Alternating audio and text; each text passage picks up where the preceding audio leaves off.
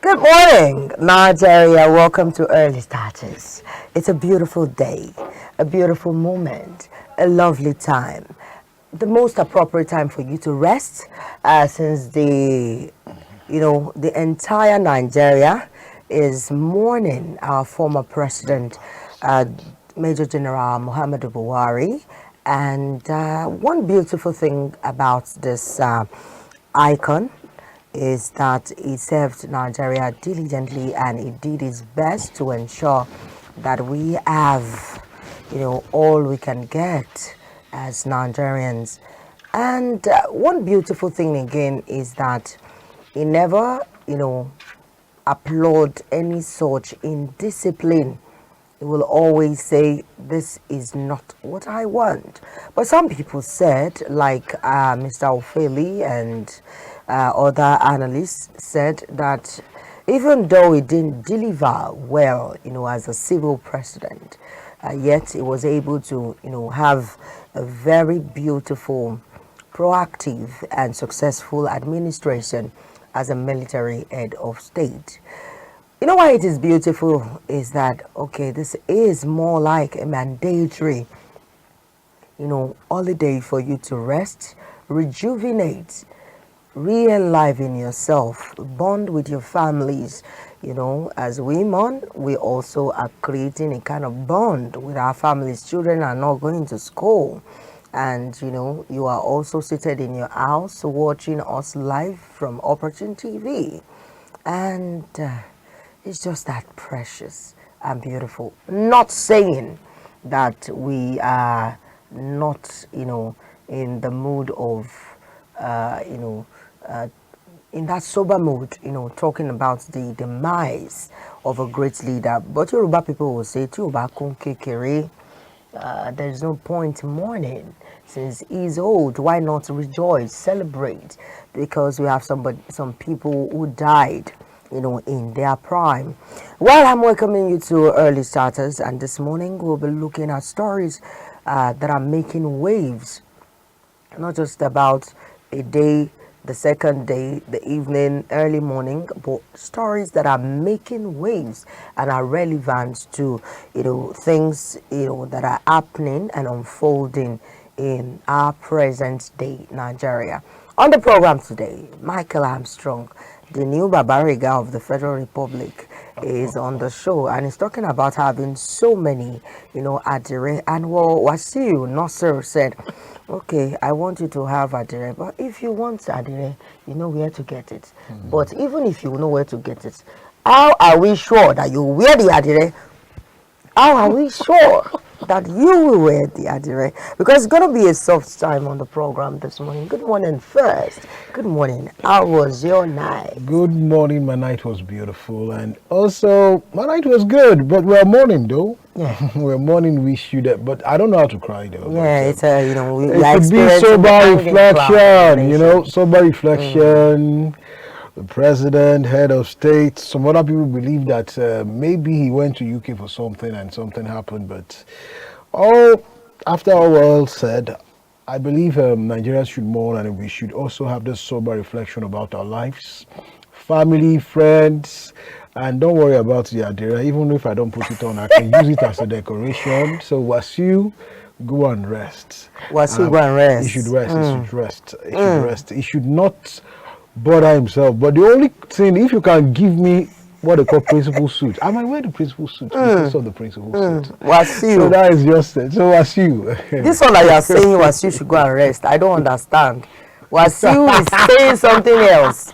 Wasiu said before we, enter the studio that somebody is looking like Abijawara. I don't know that one.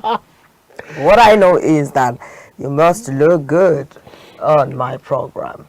You should not come as Abija Olaludi.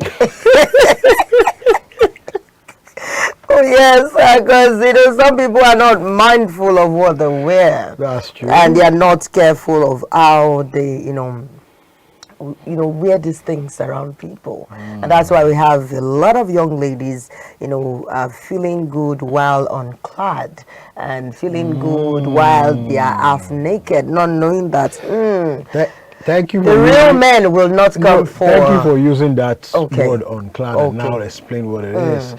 But when you come to history and time, women who are looking for male attractions are the one who being uncladded. Yes. It's that Egypt, Mesopotamia, name them. If you're uncladded, it shows that you're still looking for the main factors. But if you're cladded to a level, it shows that you're already engaged. So I don't blame them. They're looking for men. That's because you want to have a free viewing session. No, not just we need models. We need role models. Role models, yes. So you want people that are ambassadors. No, ambassadors. No, we'll see the good ones among them and pick. God save you that you're having a soft landing on the program this morning. All right, let's quickly look at some stories that are, that will still stay relevant till the very end of this week, and that's talking about the burial of,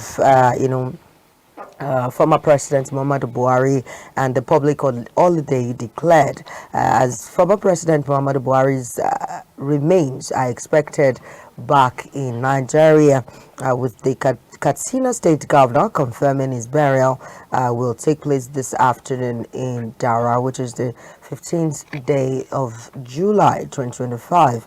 The federal government has also declared today a public holiday as part of the 7-day national mourning period ordered by President Tinubu. President Tinubu will personally receive the body at Katsina State following Vice President Shetima's trip to London for repatriation. An inter-ministerial committee led by SGF George Akume has been tasked with organizing a state funeral. Like I said to some people, that he didn't just die as an ordinary person. He was once the president of Nigeria. So it will be a state funeral. It will be buried, by Nigeria. And some people said, no, since he's no longer the sitting, he's not the sitting president, why should Nigeria, bury him? I said, more like you are in the army and, you die eventually. You have already served in the army. So that's why we have the Legion and all. And he, as the former president, even while he was alive and he already, vacated the seat, he still enjoyed some immunity. Did you know that? He still enjoys some immunity. And so we have some senators also, while, when they are no longer, serving as the senator, they still enjoy some immunity because they already served, the nation. And that's why we all need to work hard so that when we are no longer there, we enjoy, All right, well, MDAs opened condolence registers across Abuja and Katsina. And if you want to go write some sweet words about Baba Daura, you can go to Katsina or Abuja. Moving on to the next story this morning, I have President Tinubu described Buhari's legacy as enduring and significant for Nigeria's trajectory towards a democracy. World Trade Organization DG Ngozi Okonjo-Iweala and former President Goodluck Jonathan also mourned his passing, highlighting his integrity and service to the nation. International leaders have shared their sentiment too. That includes the Indian Prime Minister Narendra Modi, who praised Buhari's dedication to fostering India-Nigeria relations. Domestically, figures like former military head Abdulsalami Abubakar recalled Buhari's humility and character, noting their shared experiences during medical treatment in London. Why not medical treatment in Katsina? Medical treatment in Abuja? Medical treatment in this, that, and not, outside the country? That's one salient question we need to ask. Is it that our medical system is this or now so porous that we cannot, even put our trust in what we are giving our people? It's not that the medical system is porous. It's just that the question, just to buttress your point, is this. Are they saying that we don't have qualified people? And these are people that are traveling out of the country Yes, to I work say you as don't have CMDs in the UK, in the and US. yes, in the You US. understand? If you say you don't It want, surprises me. there was a time in Saudi Arabia they were asking the presidency. That was almost 4 or 5 years ago, for 2,000 Nigerian doctors, 2,000 Nigerian nurses. Yes. So if they were not competent, why would they be asking? They won't. For them? They won't. They You know, they won't. get this pass, immediate visa when they want to travel. And I keep asking the question that when are we going to have a stable economy that will appreciate, or stable, or human human kind of relation in between our government and the people? Because, okay, we talk about human relations, but do we really practice it in its right context in Nigeria? Is it not just that we are hearing them, watching them on TV, reading about them in the newspapers, and not getting to, know what we should know about what's going on? So if we can have this very beautiful relationship, I think there and then they will consider us most appropriately and feel the need to take care of our welfareism and basic amenities. Because that's my point. Your point is good. What I'm saying is, just like, most, we can't stop talking about history and time when we talk about anything, because the Nigerian public has entered democracy. The Nigerian public is growing within the reins of democracy. What I'm expecting Nigerians to do is, and the government to do, is to create what is known as laissez-faire. An affair where people do things without the government truncating what they do, provided the thing is good. People do things without the government saying, hey, close you down, hey, stop you down, don't go to social media, don't say this, don't say that. You can legislate what they say, but you cannot legislate what they eat. You cannot legislate any other thing that concerns them. So it looks as if you're being a tyrant. That tyranny thing will just come up and everybody will say, he's trying to mash me, he's trying to... You won't say they are right or wrong, but everybody must, be part of a system, because whether you like it or not, we're all in numbers, we have identity. Even if the president does not recognize us, we recognize ourselves. So if we do the laissez-faire thing, we do things within ourselves, we do things within the polity, we do things within the society that will make the society grow. The government should do well to not create policies that will truncate such. I love that. I love that, actually. Let's go to the next story. This is, kind of pathetic that we see a Boeing skids off Port Harcourt runway. And this shouldn't be something that we should be experiencing in this age and time. Now that we have, people saying that they are professionals at this, they are recruiting professionals into the aviation sector. So this story is about the Airpeace Boeing 737-300 veered slightly off runway 03 while landing at Port Harcourt International Airport. That's 7 a.m. on July 13th. And why we're having this story today is because people are, talking about it. They want the government to take a bold step and make a statement as regards that. And it says all 127 passengers and crews disembarked safely with no injuries and minimal to no damage to the aircraft. The Federal Airport Authority has flagged potential delays at Port Harcourt as the runway incursion is investigated by the Nigeria Safety Investigation Bureau. Calls have been made for Airpeace to intensify pilot retraining effort, and that's why we are having that story now, and it will still be relevant because people want to see the end of the story, not the regular story that we get to hear, the beginning of the story. And when it gets to a particular point, it's off the news radar and nobody will talk about it. And people are so pertinent, so particular rather about this story that it is pertinent for them to, do something about it and not just talk about it, let it just go with the, air or or the wild wind, so to say, because we're now experiencing, a very torrential kind of rainfall. And so if I were, one of those people that, was on board, I know what would have happened to me. My mind would be up like this. See, even taking a balance, but my mind is always off. Especially people like us that have phobia. When it's going like this, the phobia is already there. Well, now, beard. Oh my goodness. Veering your last has given me shock. I'll be confessing my sins. God, please. Just forgive me my sins. The word weird, the experience is not something that I want anybody to face. Yes. In the US, they give you what they call this trauma test. If you face such things, but here, your trauma test is the name of Jesus or Allah. Ever since I've committed, they give you trauma test. Forgive me. But funny enough, the companies, I don't even think those organizations even do anything to say, I'm sorry.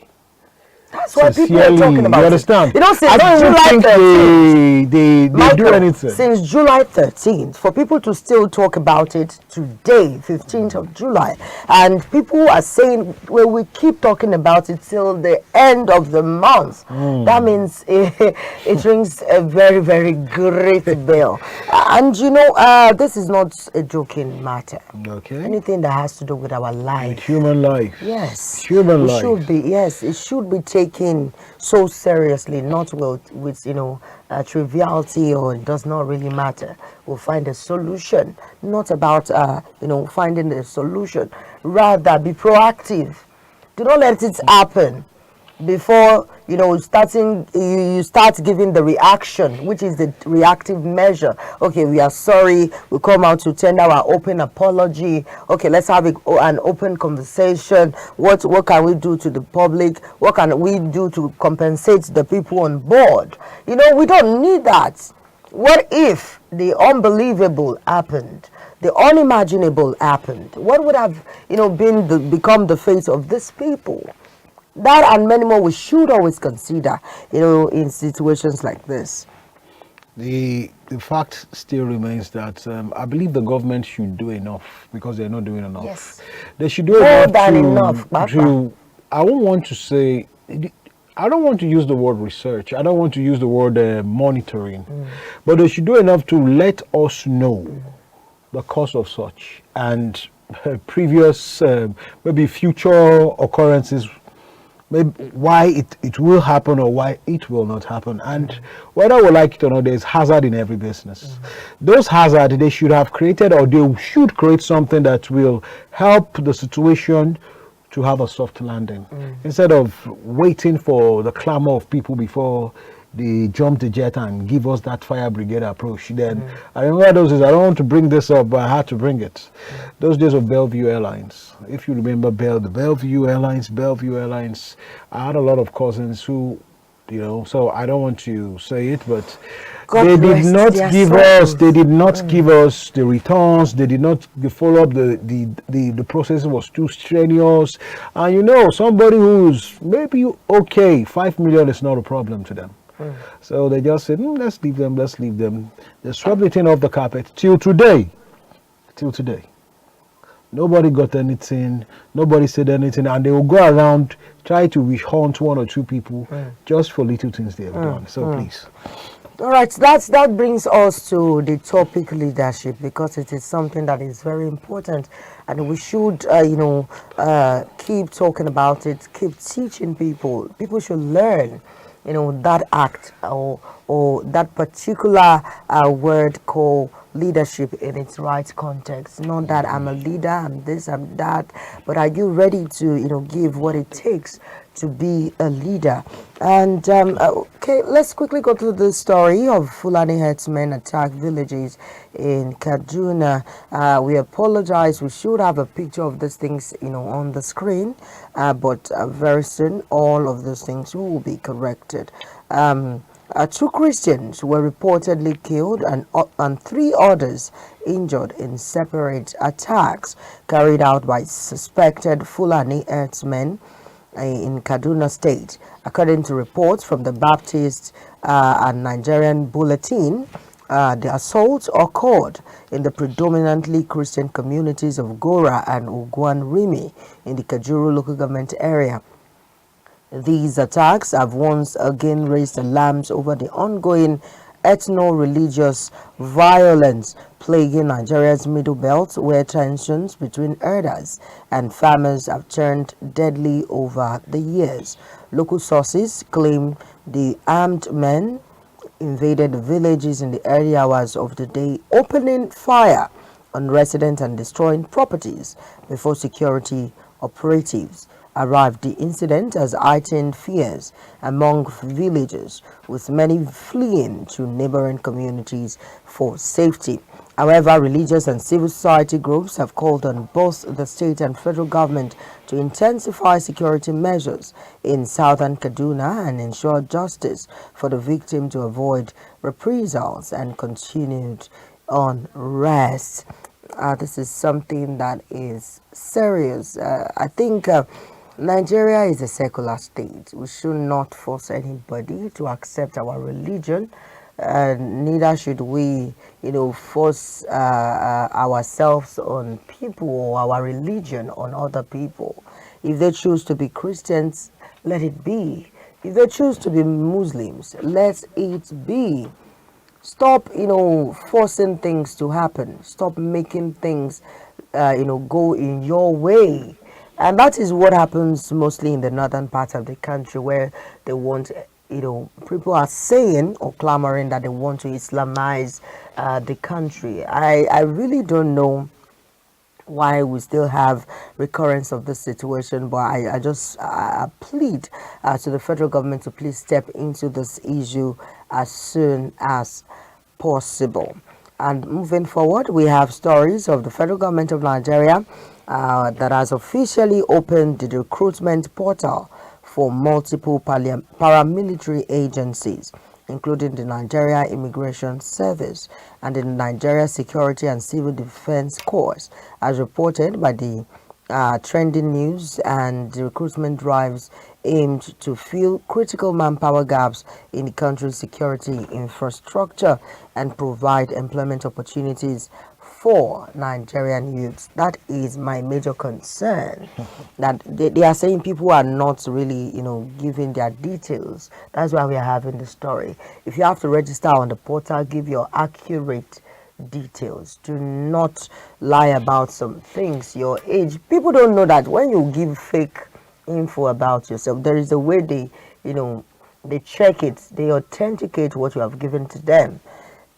Don't forget you have your BVN, you have your NIN. So registering on the portal with your CV with a fake date of birth, Michael, is something I will just let them catch you right date. I want to use this advance, this opportunity to tell a lot of people that though there is no scary God anywhere, you should not be afraid of anything. You should not be afraid of your identity. You should not be afraid of so many things, because what the government, and let me say this boldly, the government doesn't know presently. There's a lot of NGOs who are already taking people's data. All in the name, I want to empower you, I want to do this, I want to do that, and they've not been doing that, and the government is not doing anything about such. So a lot of people are afraid that if they give their data, if they give their information, they could witch hunt them tomorrow. They could be victims of one or two things. They could. So that is why it is happening. And apart from that, there's some region in Nigeria that most people within those regions don't register for anything military. I don't want to mention that. They don't register for anything that has to do with military, paramilitary. They rather use other people's children. Or they use, maybe if they are from somewhere in the east, they will tell you they are from Benue. They will tell you they are from Potaka. They will say, make my children no go, You understand? So because of that now, but whether you like it or not, the BVN, the electronic system, have comes to stay, and most of us have registered within the range for some time. So whether you like it or not, those things have memory. They have memory. They will bring it back to you. So please do well. No scary God anywhere. You should not be afraid of your own identity. But if you still feel you have any fear, why don't you put the pastor or your church, your wherever you attend, Abi, that one will act as a guarantor for you to act as a root. Abi, if you're afraid, I'm just trying to help the situation here, please. Michael, So, all right, let's go to the last story. story this morning. Before we go on a short break, and that's privatization limit access to Lagos beaches. A lot of people have been saying this that about the no access thing, because I can remember some 2 weeks now. I went to a particular beach, and before we could even find our way in was a tug of war. It was a tug of war, and I can say it categorically that these beaches, give some of us the opportunity to, relax, unwind, and take off some levels of toxicity out of our system when you face the nature and you are enjoying the fresh wind, Fresh breeze. I'm not just talking about the breeze now. There are times that at about 3:30 p.m. there's this particular wind that comes from the ocean. It blows really fast, and your ears will be doing, somehow, and but then it's something that rejuvenates you. I don't know how how it really affects some other people, but then it does affect me that way. And people will say, leave that side now. I said, no, let me stay here.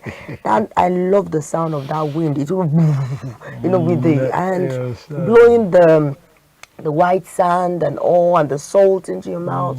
And at the end of the day, you feel calm. And whatever toxicity you've been carrying, negativity, it will just go off. It works for me. That's why they say what works for me might not work for you as a person. So a recent Financial Times investigation has drawn attention to the increasing privatization of public beach spaces in Lagos, Nigeria's commercial capital. According to the report, several once public beaches, including Elegushi, Alpha, and Oniru, are now under private control, with access restricted to paying guests or members. This development has sparked concerns over shrinking public spaces and growing social inequality. That's one thing. Social inequality, especially for low-income, Lagosians who can no longer afford leisure time on the waterfront. And, like I just said, if you just drive down, you know that you are going to be paying 5,000 naira entry fee, but now you pay 10,000. At some points, they wouldn't even allow you. As regards that Alpha, there is, you have two, more like, should I say, two placement. You have one for the people that are allowed to just go to the waterfront. You can pray, you can do anything, but there is a particular side of that, beach that is strictly for enjoyment. Minister of enjoyment. That is it. And you have beaches like Marwa, people go to Marwa Beach. You have a good time, you rest, but now people don't even, and how much is the gate fee? 1,000 naira, so affordable. But for you to, drive down to that place, especially now that we have the Blue Sapphire that has, taken charge of the place. I was there 2 weeks ago. I said to my family that, okay, I'm tired because I love to go to the waterfront. Let's go. And before you even gain access to that Blue Sapphire, questions. Okay, I'm going to, if I cannot go to Alpha, let me go to Marwa. My dear, can you just make, and I saw, this new building for a particular party. I don't want to mention on air, and I can see that they already have taken charge of that, area.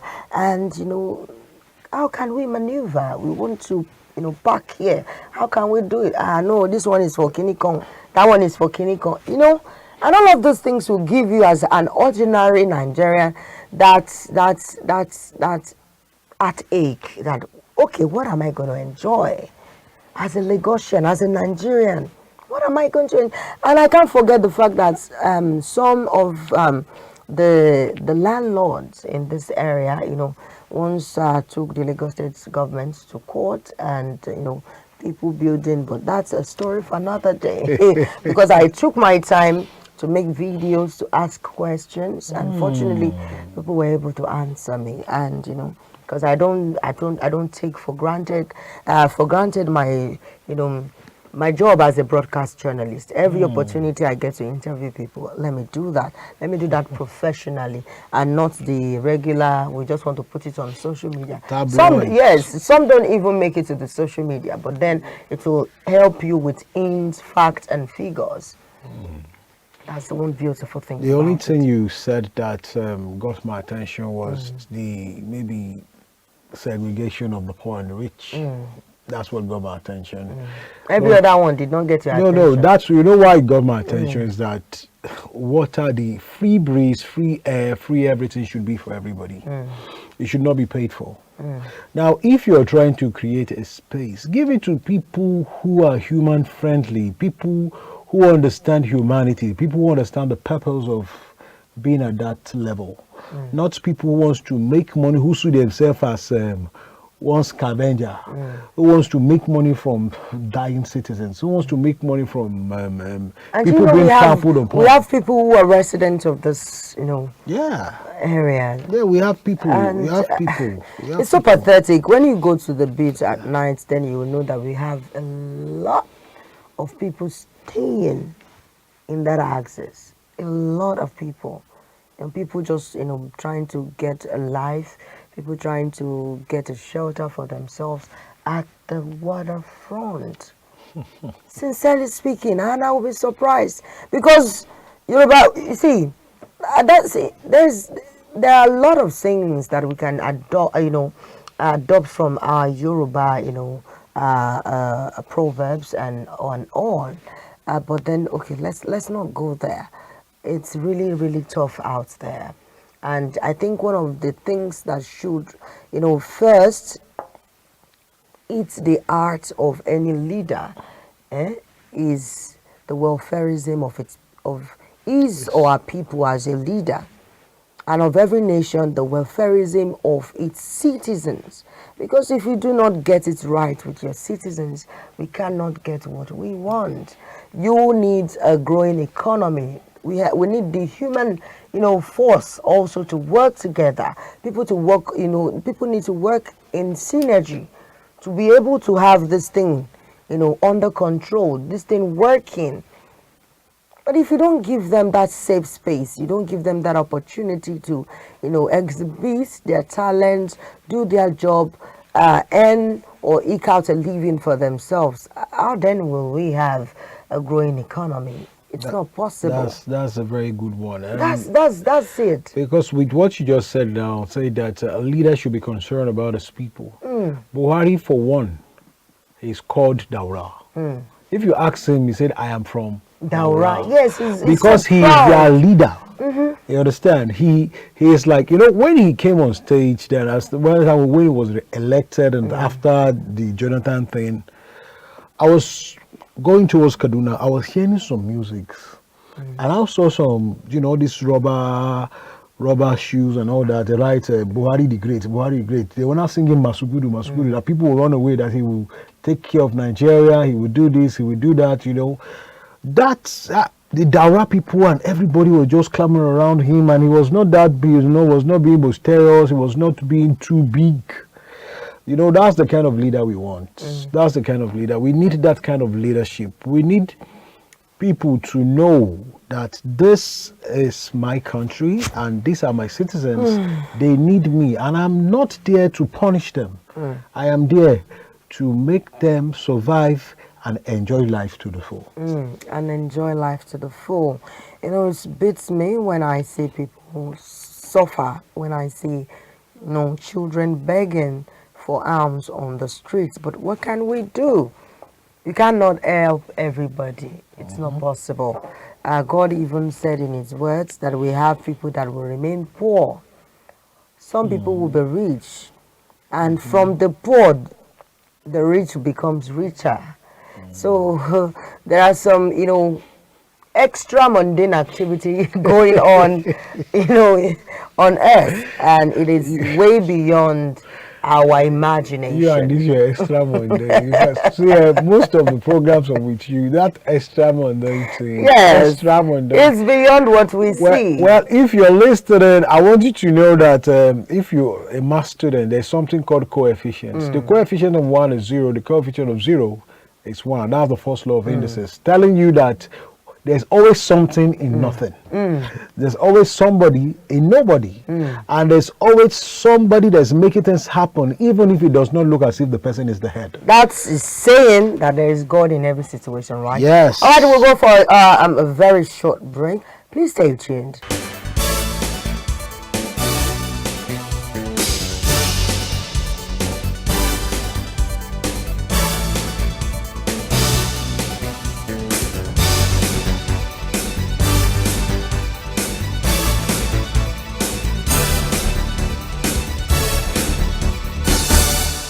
Right about now, we want to talk about leadership.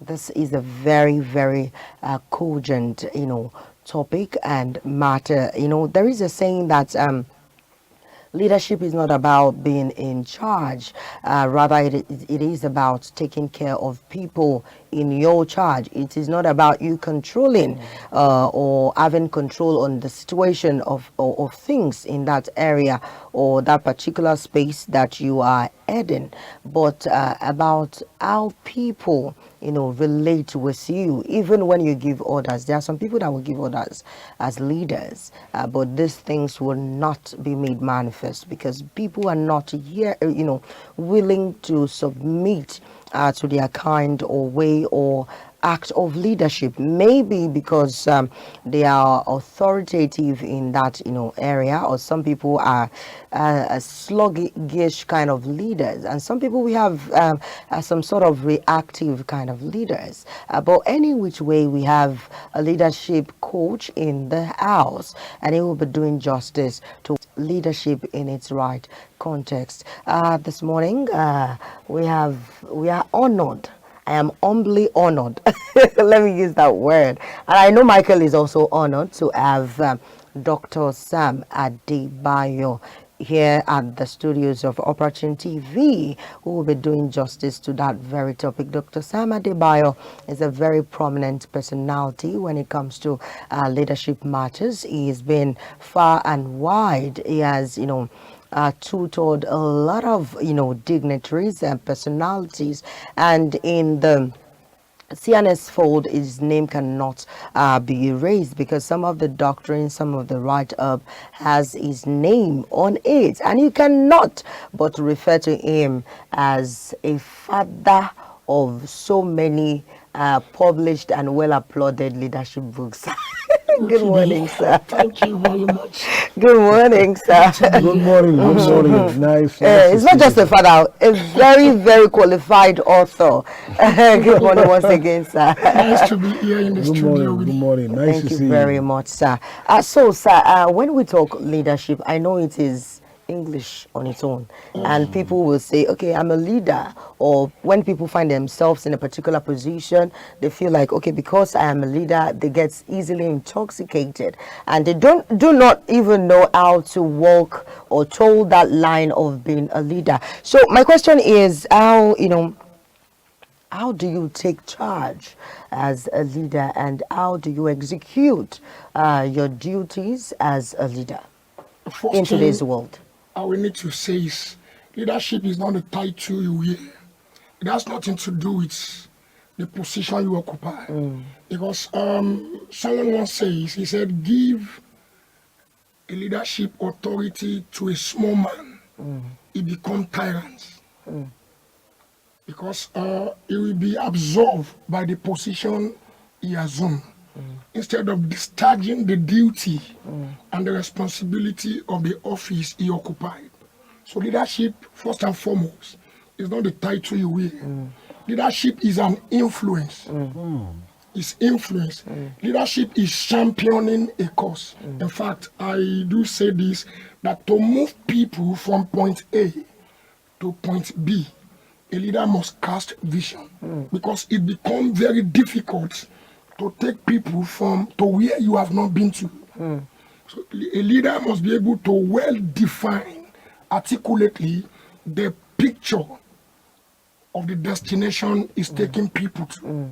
So now, let me quickly say this, that leadership is influence generated by inspiration. Influence generated by inspiration.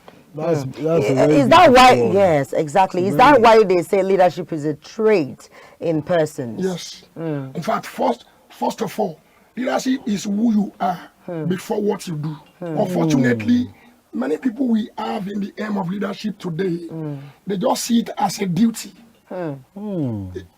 It must be who you are, because who you are define a lot of things about. Number one, it defines your purpose. And I said this, that when purpose is discovered, leadership is born. Leadership it entails everything about you. As a matter of fact, the way you relate to people, your personality traits, your character, it encapsulated everything. When a purpose is not known, abuse is inevitable. Once a man discovers the reason why he's in a particular organization or in a particular institution or office, he already know what is there to do. But when the purpose is not known, abuse of that office or institution, organization is inevitable. It becomes very dangerous to have a man as a leader who cannot well and articulately define the purpose of his leadership. And that's where we now have ceremonial leadership. We now have leadership without portfolio. Yeah. We have a lot of leaders without Yeah, portfolio. yes. So that's why we have abuse.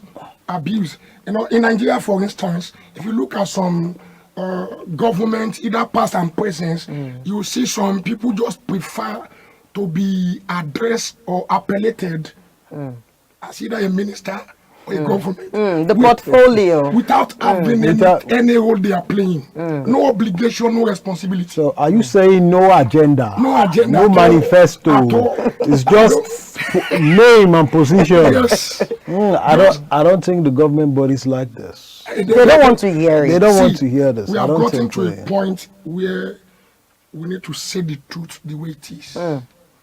If we refrain from saying it, the future generation will ask, Yes. what are you doing when it is your time?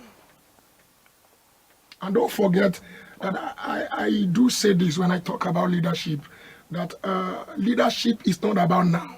Why many politicians are concerned about the next election and what 2027 and That's what 2025. they are voting Mid for. 2025. A visionary leader focus on the future, the next generation, what to transfer to the coming generation, What to transfer, not what to collect. not what to collect. Not what to collect.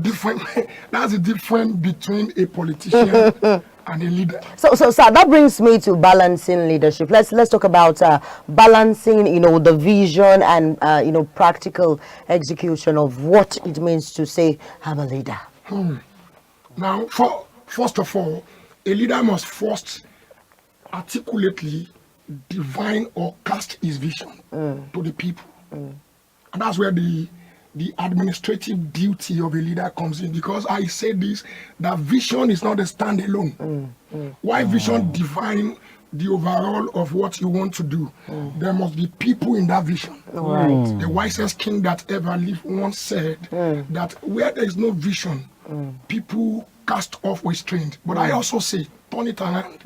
Where there is no people, vision will die a natural death. Of course, yes. yes. That's where Yes. we talked about having us, boost the economy, and you're not working on the human force. So if the human force is not active, there is no synergy between the people, the grassroots, the state government, and the government and the parastatals. People are the ends of the affair.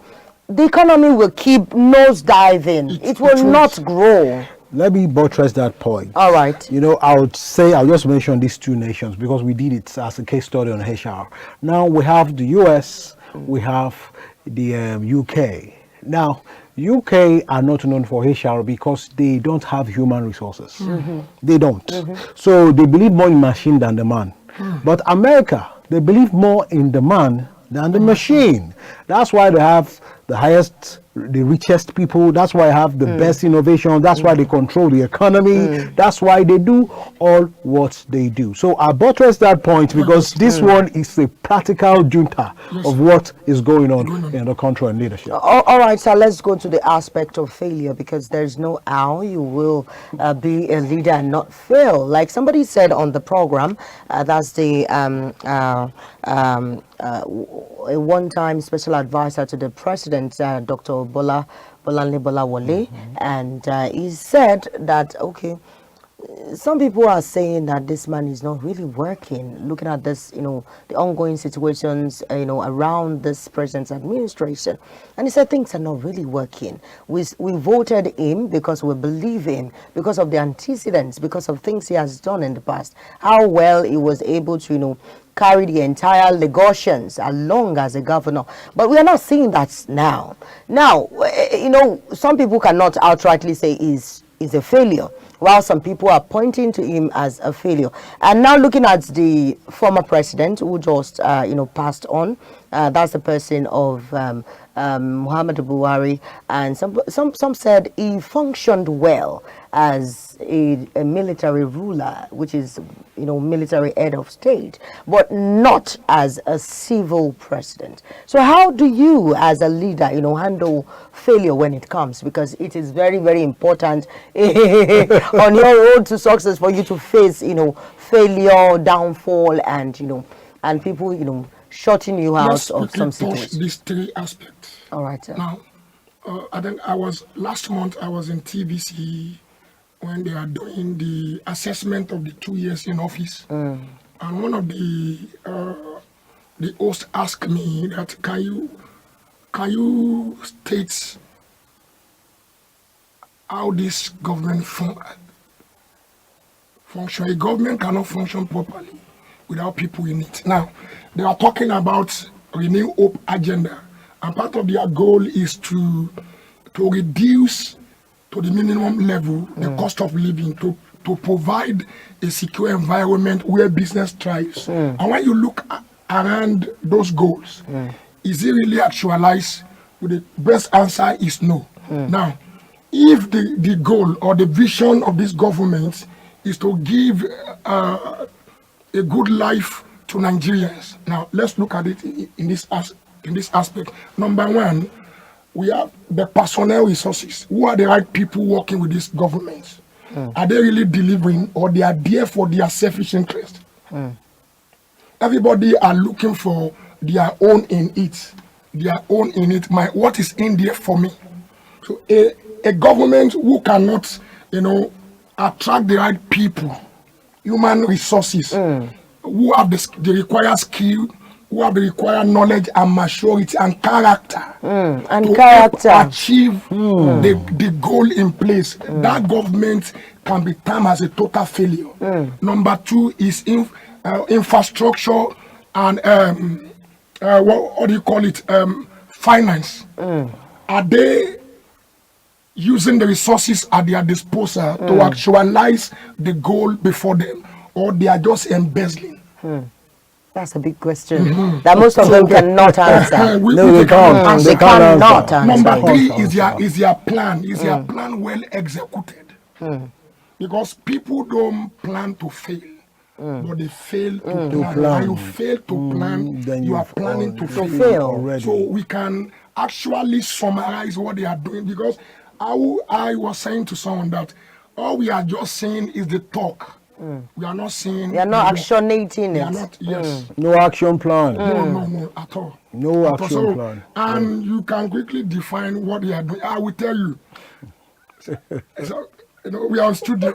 I will say this: that with the way it's going, give them 20 years, they can't deliver anything. I'm telling you the truth. Are you saying as a They leadership cannot coach? deliver anything.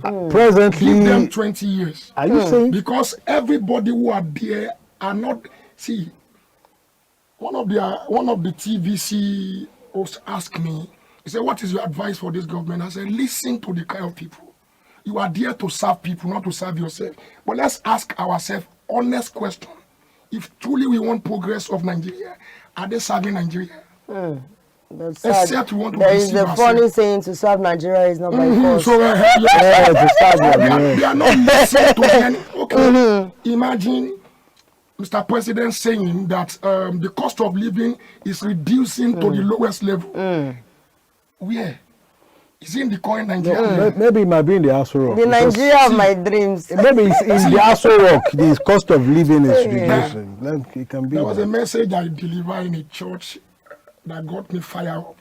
I said, the strength of a leader is determined by the people around him. They call it love inner circle. Love I inner always circle. say that to people, that if you as a leader, you have something to deliver, but you do not have The right people. the right people You are around able to you. Love, Yes. inner circle. And they said, you are Very, very important. They say you are insulting us. This Okay, is more like Peter. we are having this program and the cameraman is not active, the people at the MCR are not Yeah, no, working. you can't We get can't have anything. anything No, on you air. can't have. Let me That's get it. this point too. So we have to it's- work in synergy. No, this to point achieve came up too. It's called a law of division of labor. Division of labor. It's Yes. part of the law of the inner Yes. circle. Yes, and Yes. we also have the law of people believe that division of labor, if not properly given, will give birth to the law of diminishing Yes. return. Because Faster than a time. leader cannot do it. In fact, she asked me a question which I'm putting down. They said, you see, how can a leader, make the team and everyone around him function if you are not delegating to the right people?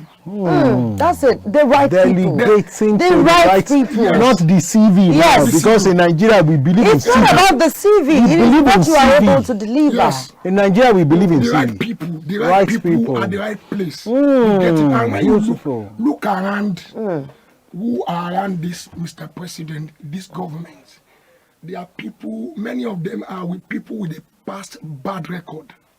Okay, that brings us to having bosses and not leaders. And only that, yes, because boss will only be dishing out order. This is why he doesn't touch the real aspect Without of the work. sampling people's opinion Yes. on his particular That's policy reform and all. That's what they do. And leadership is by example. Wherever you want to take people to, you must be there by yourself. You must be there. You must be be there. there. It becomes difficult to take people to where you have not been to. When I'm talking about being there, you must first of all see it. Just like a driver that cannot establish the destination you want to drive to. Where will it be? You just be there, you go around. Okay, Moses to the promised land. He had to see have the to see promised land. it. God, he said, climb. Yes. In fact, the God of You have to see. the God of the Bible that I know will never send you an errand without giving you vision. And that's why I tell people that the language of God is vision. Check from Genesis to Revelation. No leader that God has called without giving him I think we have to go to that aspect of the Bible, God, and Yes. what leadership really means when we look at it spiritually in the Christendom and what Secular. God says. But a little bit, let's drift away from that. We'll come back to it. I want to know. I'm curious. I love to know what role emotional intelligence, plays in leadership, because some people, feel that it does not really have an effect in leadership. But I tell people, somehow there is emotion in a way some of our leaders, react to us or treat us or applauds us. It really matters, because if you cannot rule yourself, you can't rule a nation. The Moses that struck the rock, that many people died. You can't compare him to Moses, who was pleading with God when God was weary, tired of the complaint and murmuring of the Two that different God things. Two different things. That God want to wipe them out, but Moses was pleading. If you will wipe them out, take away my name. So if you cannot lead yourself, you can't lead others. And number two aspect is that now, if you can't connect with people's hearts, you can't touch their hearts. So unfortunately, in our own world now, They just believe in bossy, dishing order without connecting with people's hearts. And how do you do that? When you serve people genuinely, you connect with their heart. Like Nigerians were complaining. This is too much. This is too. They are just taking from the poor people. They are not giving anything out, and there is no single empathy. They are they are not feeling what people are feeling. Like there was a case when Solomon died and his son Rehoboam became a king. Since we are now into the Bible and religious kind of leadership. And Israel came on the day of his inauguration that your father has placed a burden tax on us. Remove it, we will serve you. That's the question they ask him. Remove it. And he called two set of people, the counsel of his father, who are elders. What do you say to this? The elder said, answer them. Tell them you will serve. If you serve them, you will win their hearts. That's where I was talking about listening to the cry of people. Now, he sampled their opinion. He called the youth. The youth now told him, he said, tell them that my single finger is stronger than the rod of my father. I will make everything hard for you. And there was a prophecy before that the kingdom of Solomon will be tear apart to 12. And now, that if he has applied wisdom, that kingdom will not be tear up on him. But because he was ignorant, that prophecy was fulfilled. The 12 tribes of Israel was told one part was left for the house of David, all because he was unable to listen to the crowd of people. When a leader or government failed to listen to the crowd of people, they rebel against him. They rebel. That's where you see people. I was watching yesterday online. Go and look at the number of Nigerians that pray or that bless the dead of General Muhammadu Buhari. It's call for thought, and it's a big lesson to those who are in power now. Power is transient. Throne does not endure forever. Whatever you do now will live and speak on after you. It's called law of legacy. If you speak on, people who can't talk to you when you are power drunk in office, they will say it when you are not there. We see how people were cursing General Muhammadu Buhari. Sir, you're very right. A particular essay said on this program that this is what we do to sitting governors or president. If we want to advise them, we'll tell them, sir, don't do this now, don't do that now. But then he will not listen to you. But immediately he leaves office, he signs out as being, recognized as a former governor. They just walk up to him en masse and tell him that, but we said you should be able to do this now. Why can't you fix this now? Then he will say to them, but you should have told me before now. Well, we were telling you, Bonnie, now. You didn't listen to us. And he mentioned a particular governor of Ekiti State. He mentioned it. Mr. Bola Bolawole mentioned it. Have you not observed that almost all the past presidents of Nigeria, when they are in office, they act like a tyrant. Yes. But once they sign out, they become a saint and preacher. Yes, that's the person of President Olusegun Obasanjo. Everybody knows that. Yes, everybody knows that. Recall when we were talking about the June 12, military junta and all of those things as regards what Ibrahim Babangida was writing then and the publication of his book at that point, and people were saying, why did the vice president, the then vice president, do this? Why did he go there to give a speech and all? I said he will go because when he was there, he didn't see every other thing that was happening.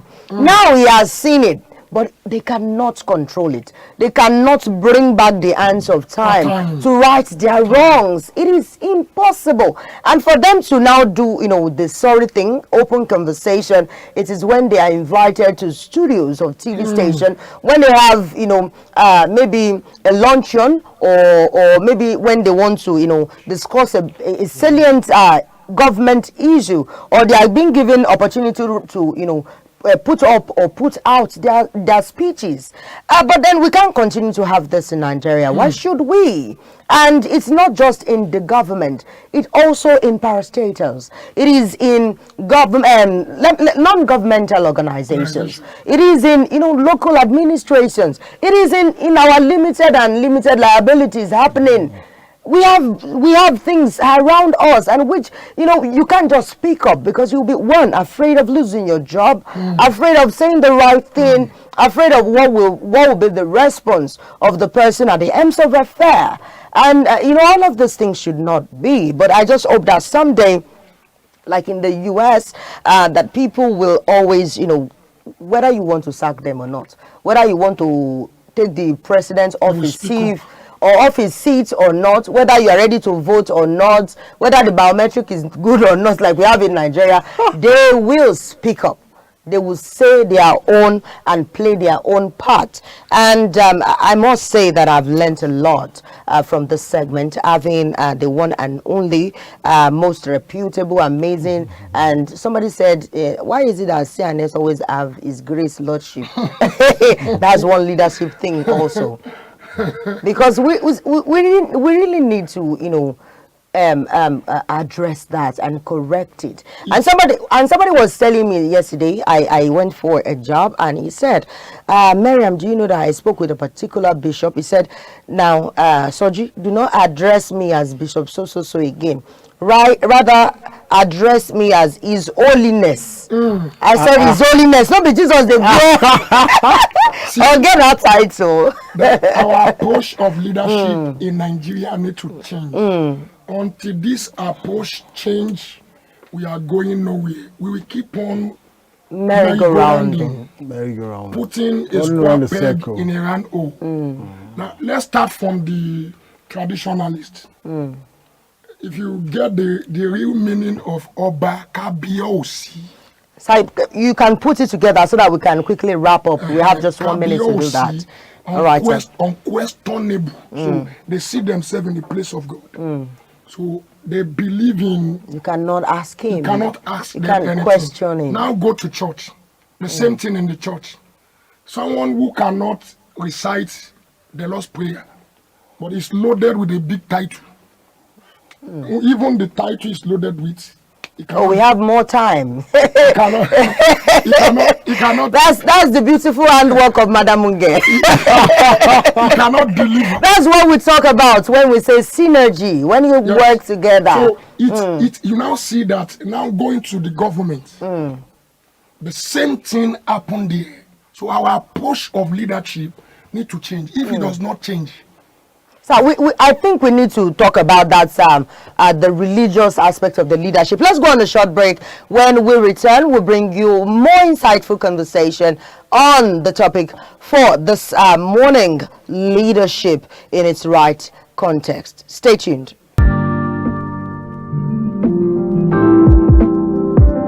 Welcome to Opportune TV, your premier destination for unlimited entertainment. Opportune Television, your TV, ask for more.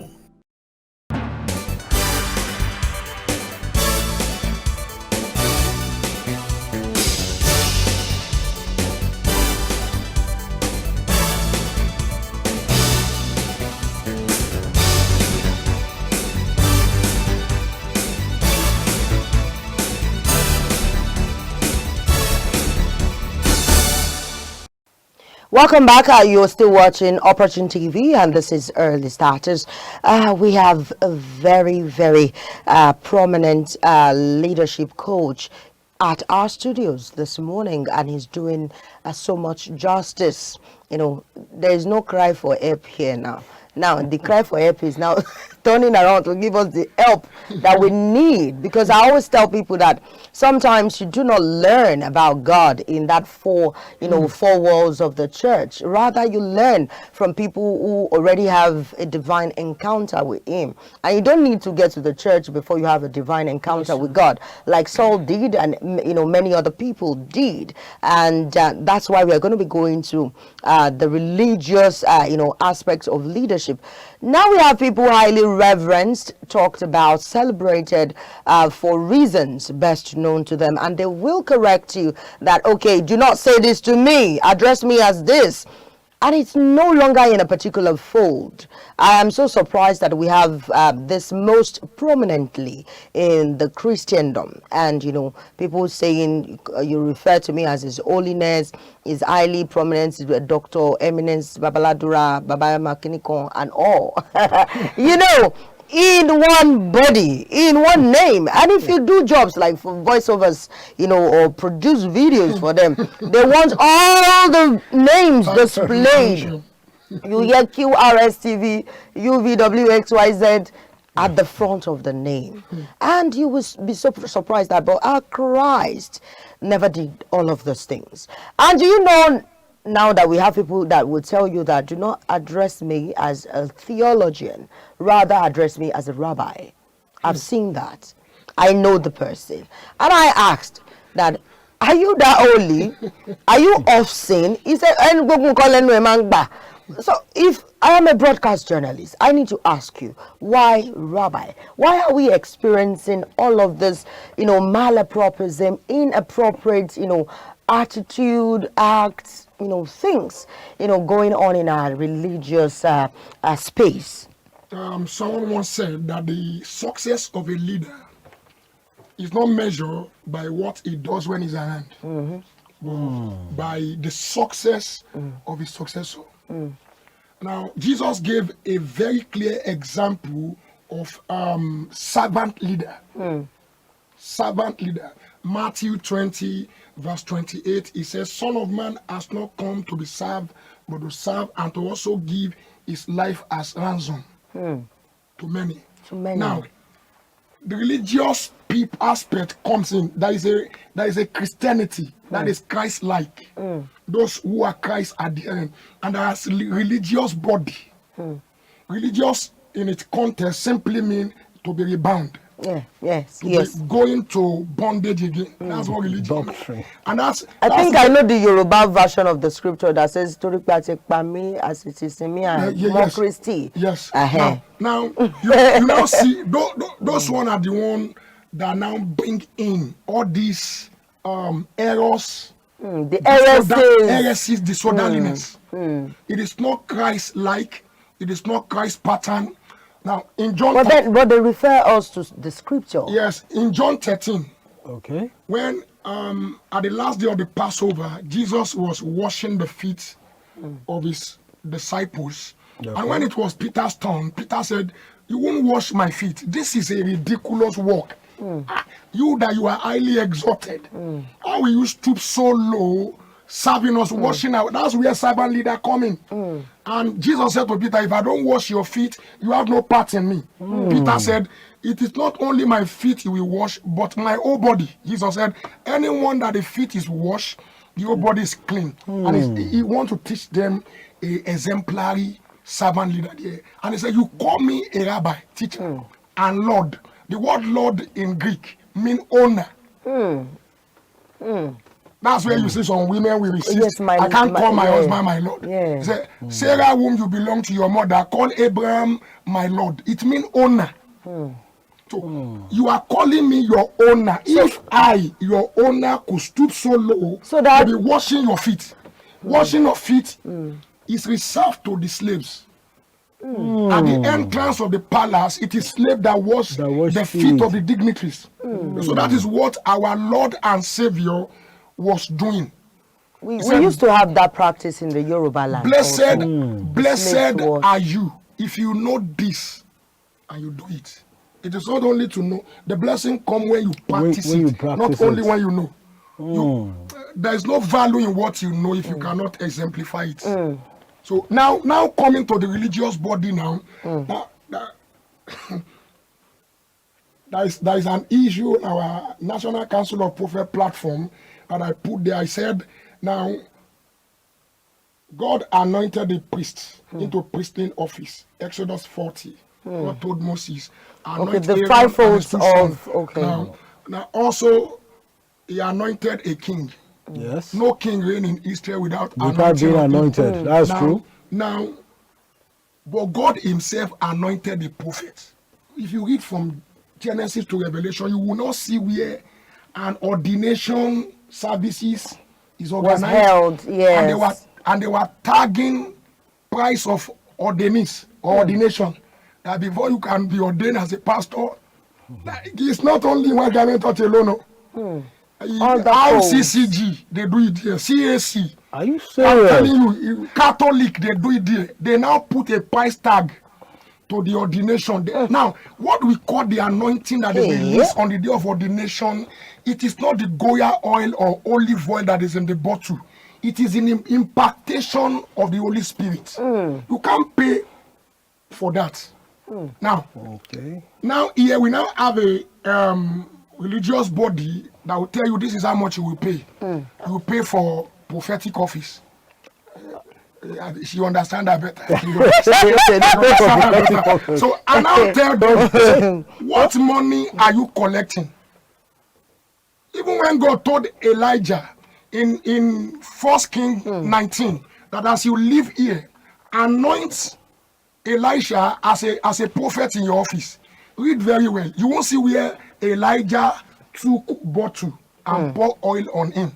In 2 Kings chapter 2, when Elijah was about to be taken away, he told Elisha, if you can see me, before I've been taken, this thing you ask for will be given to you. So it is God that release anointing. They might pour Goya oil, kuli oil on your head. But if Holy Spirit does not do the real impartation, all what you are carrying is just nothing. Oh my God. That's what we are seeing now.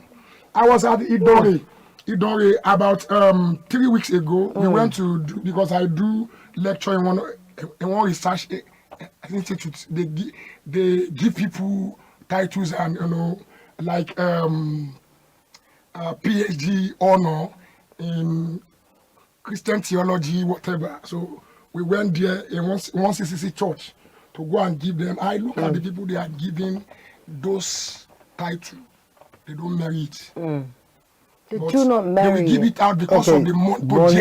That brings me to this trending issue on TikTok about a young lady wearing the Celestial Mother, cape. And somebody says since she's the wife of the leader in charge of the church, she has the right to wear it. And somebody said this was not how Baba Oshofa, laid it down. That it's no longer, a thing in the white garment fold, like you rightly said, but we now have it spread across the folds. That's another aspect. That I am called as a pastor or a prophet does not mean that my wife should also become more like status conferrer. So, but what you guys just said, like people like me who are original churchgoers, and I can go and get my own theological degree as PhD professor, apostle. I say to people that anybody can rise in one day and go to seminary, go to theology. It is and learn. Theo, the study of God. Theo and logy. It means the study of God. You want to know about God. That does not confer on you anointing to become a pastor. It does not even. Once they are done with their theological they become a pastor. They rent a shop, put up a space. Can go to theology and be calling himself most reverend? His grace. Bishop. Imagine bishop, archbishop, primate. So it is just the human deficiencies that they tag religion or religion that we are experiencing. And now with all those things we are seeing, all those big titles, does it have effect on the church, on Nigeria, on the congregation? Thank you for that. Thank you for that. One thing about religion, in politics, religion is seen as neighborhood institutions. Yes. That's why in the UK, in the US, in Europe, and some other civilized nations, they sponsor them. They sponsor them. They remove them off tax. They are not part of Karma in Nigeria. Yes. They remove them off tax. They remove them off because it's a neighborhood institution. Yes. Do well to know that if they are looking for solutions in the country, it's through this neighborhood institutions. Yes. If they want to hear what you call sampling, they want to sample people. They want to do it is through these neighborhood institutions. So from there, they sever their society, they move around with things, they understand what the secular people are lacking, you know, because those people in those institutions are expected to be genuine. They're expected to say the truth in essence. They're expected. The truth is not coming. People I said they're expected. Yes. People have been advocating that if we have, they're expected to say the truth. If we have a Christian president or a pastor as president, Nigeria will change. That's not true. Are you not saying what they are doing? That's not true. That's why I'm saying that they are also an accomplice in this error. Yes. An accomplice. Yes. An accomplice. Yes. But is it knowingly, sir? Is it by their knowing, or maybe they are being pushed by one spirit? I don't know. Which spirit? I'm asking. I don't know. Okay, a governor wants to campaign. You know, one bishop or one church leader, he wired his account. Go and campaign for me in your church. They do it. You mean We watched it in a prominent movie. All right, let's go on a short break. When we return, I promise you this conversation will further ensue. Please stay tuned. Very good.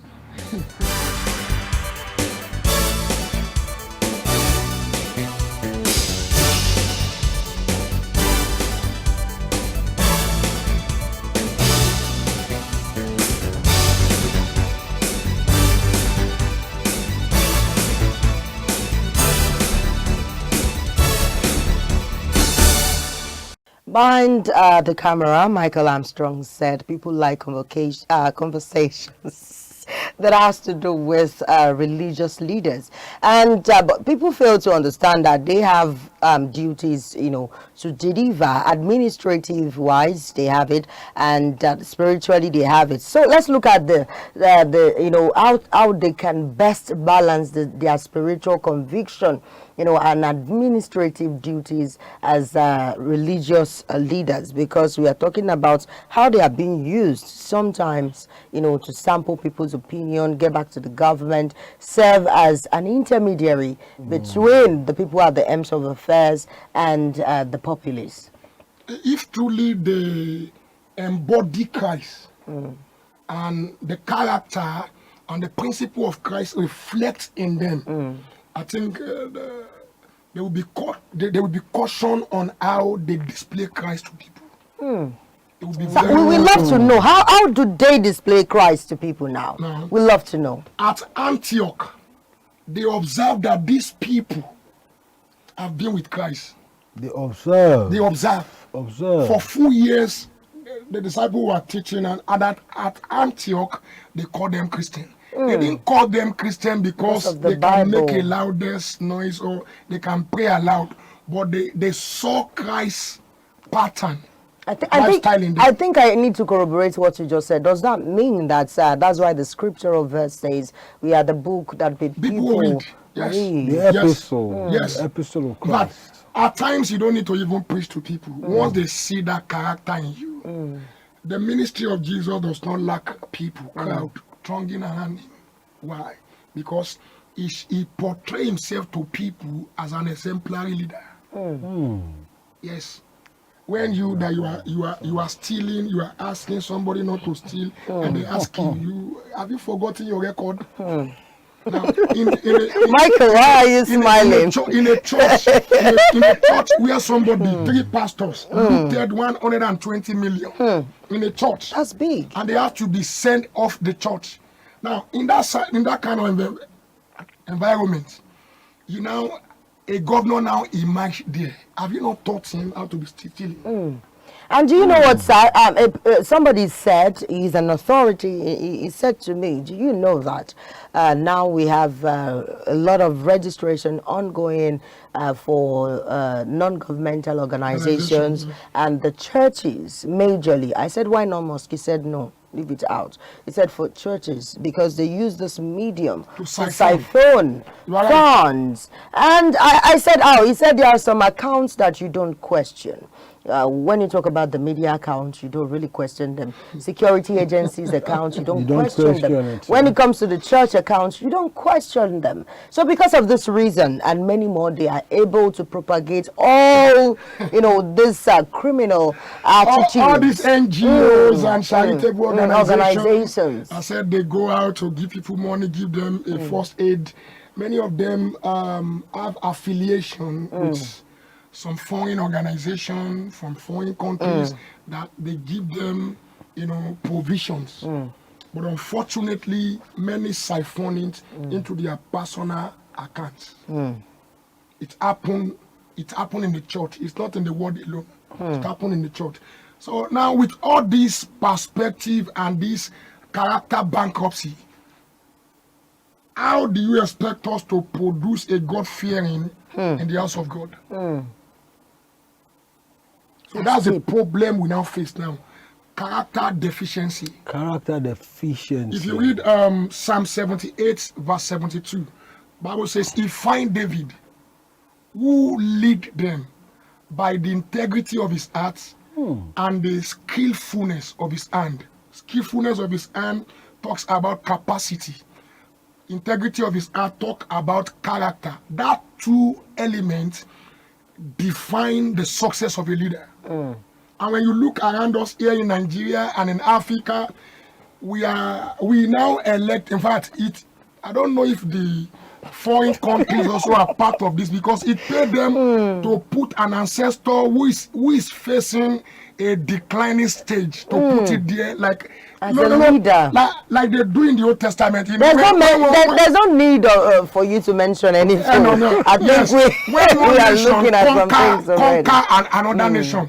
They set up their government there and put a sycophant, a toothless leader there, so that it can be paying tribute to them. So I think they are practicing the same thing here in Nigeria too. They prefer to put someone who is declining there so that they can give him order. This is what you should do. You should be remitting this to our post. And so it's now an official business. It's an official business now. When you now look at it now, people will be clamoring, what kind of leader is this? As the people, so is the leader.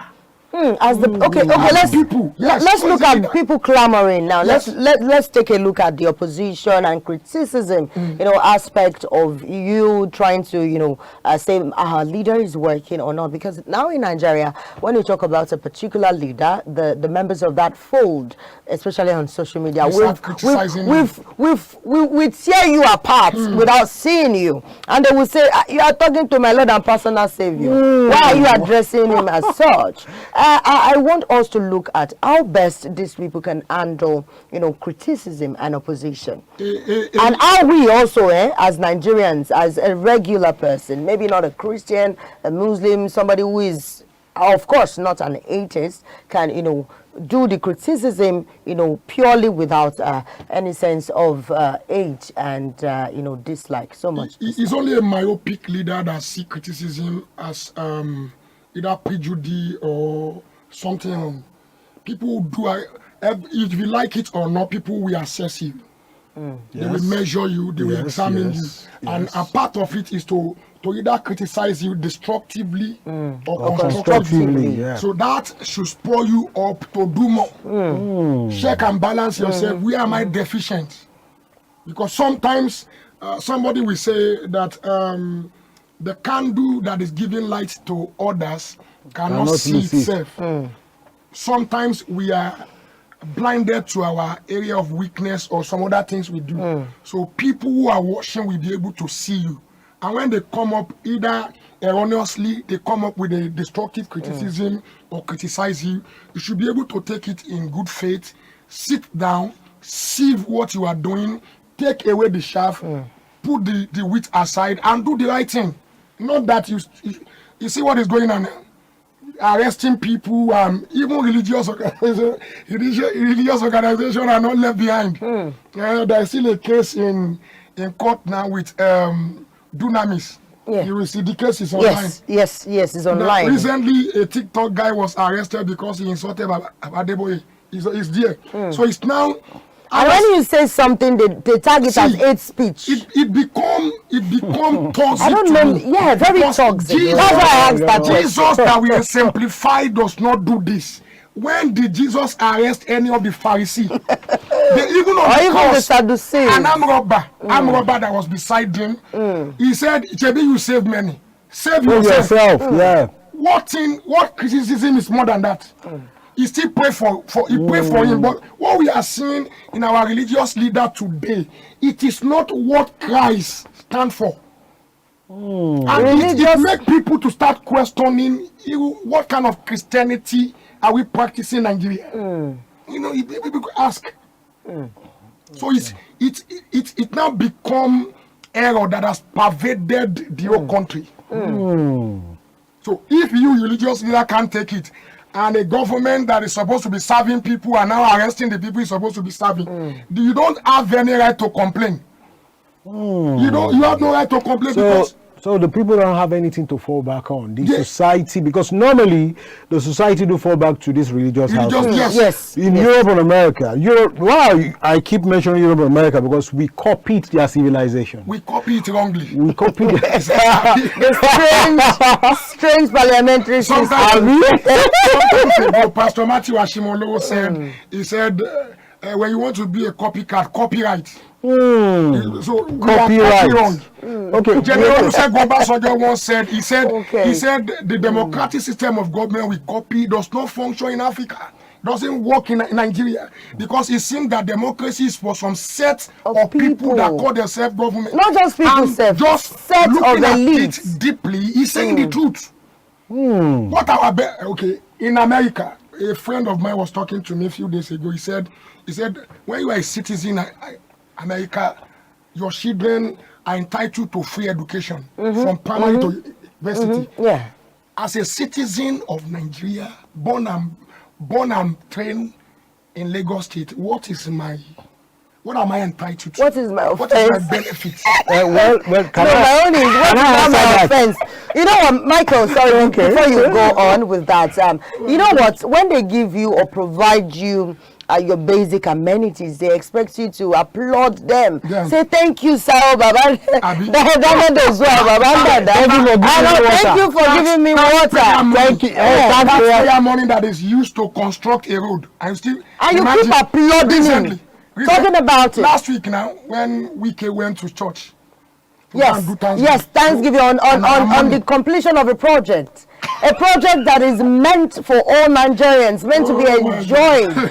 Please go ahead, Michael. You know, like you asked a question that what do we gain in Lagos and all that. I will boldly say this. In Lagos today, the only thing we are gaining is makeshift security. Okay. I call it a makeshift security. And the Agbero.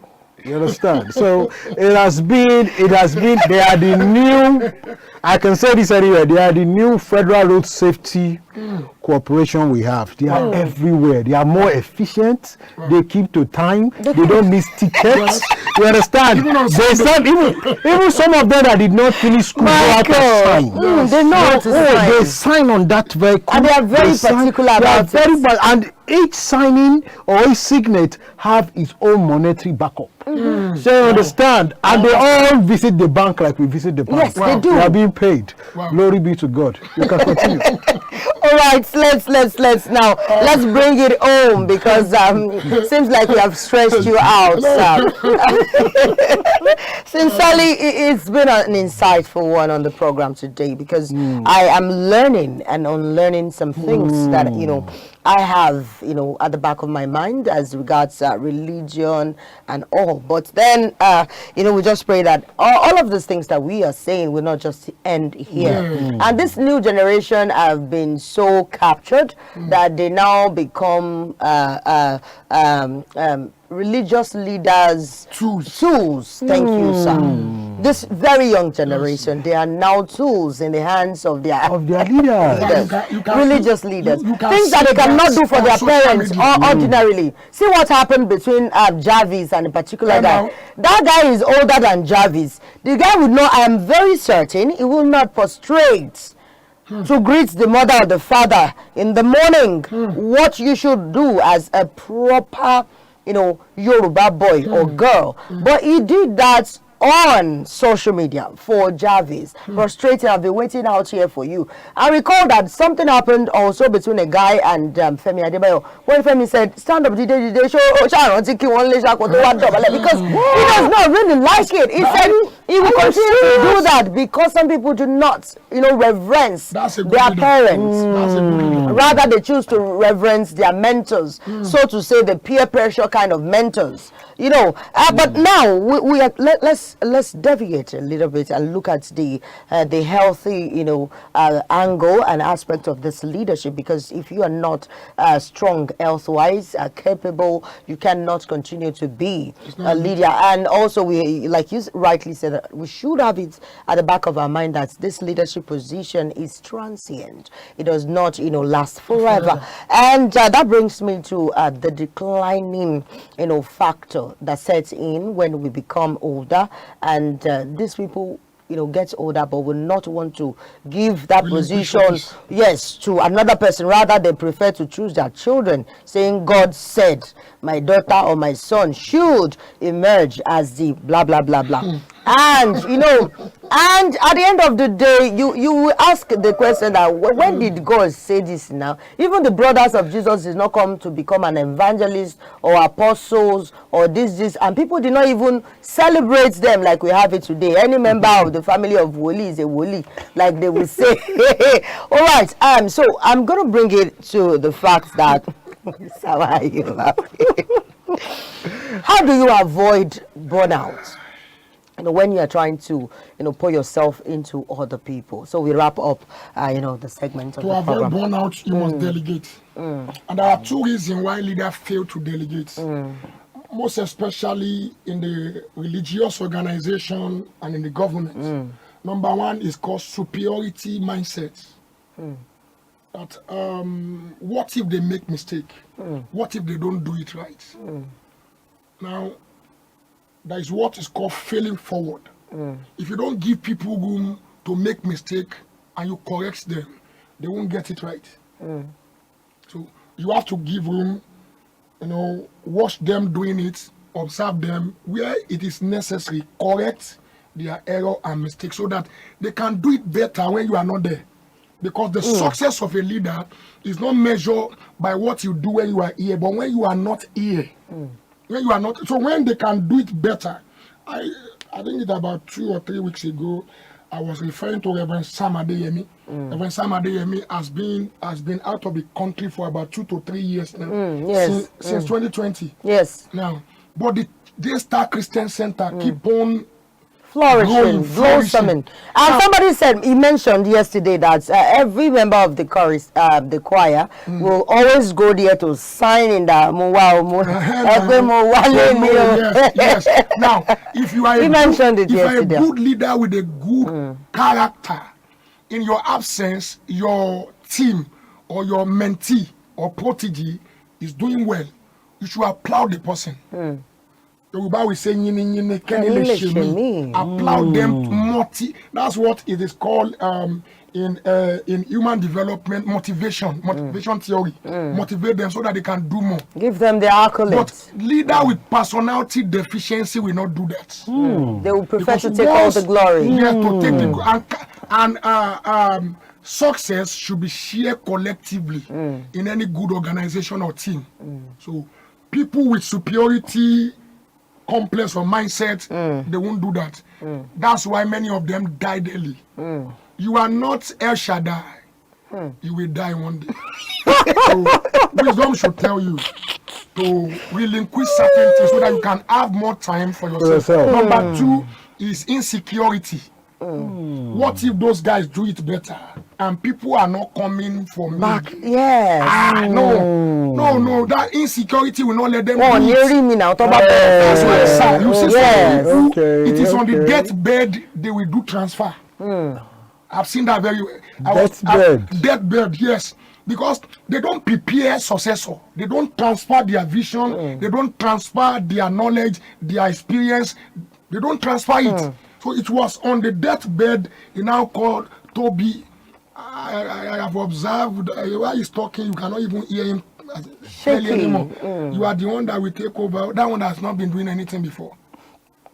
And accidentally or suddenly, he emerged as a leader.